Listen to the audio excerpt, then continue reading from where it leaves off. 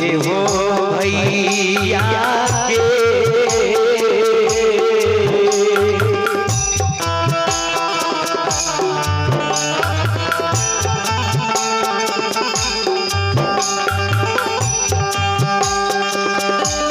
ये हो बड़का भैया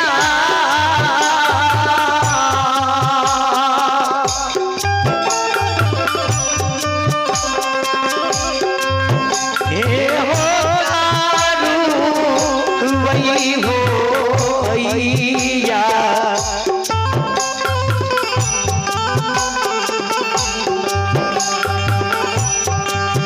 ये हो भैया के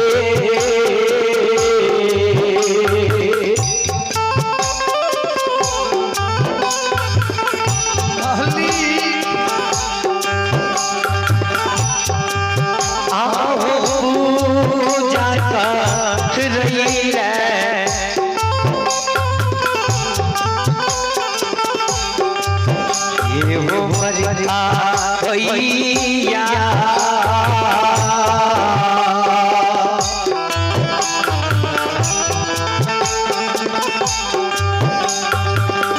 ये हो जजिया भैया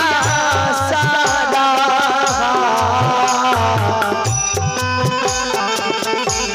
ये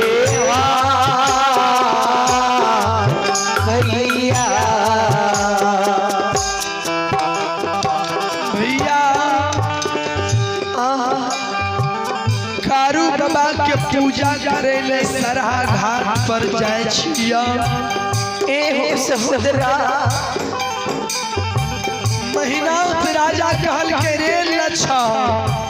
लच्छा आज से तू कारू के नाम नहीं ली है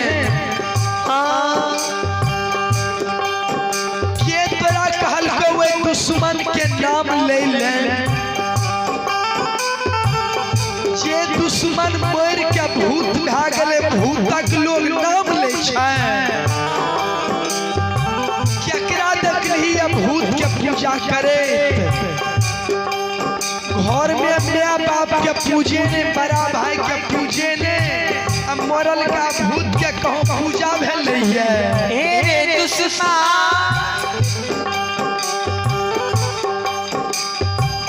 लछन बाबा भैया के चरण पर गिर गेले हो भैया ए हो सहोदरा ए हो बड़का भैया ये बात किया बोले छो ई बात नहीं बाजी कारू बाबा के विषय में ई बात नहीं कही हमरा भैया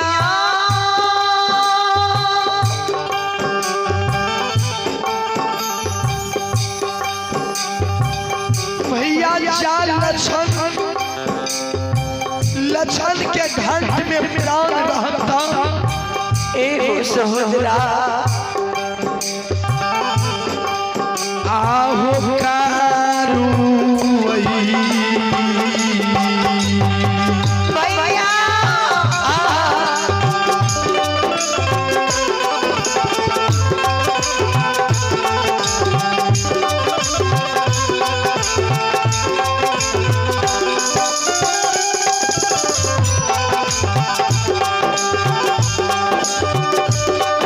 बड़का भैया है कारू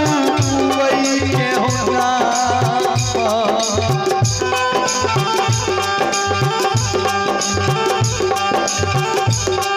ये हो नहीं है बिशरबा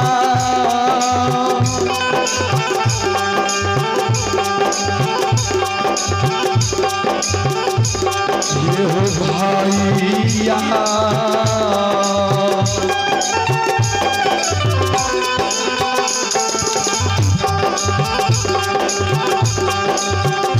भैया हो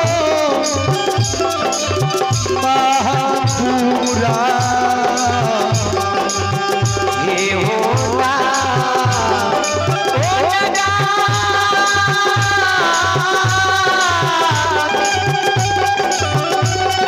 ओ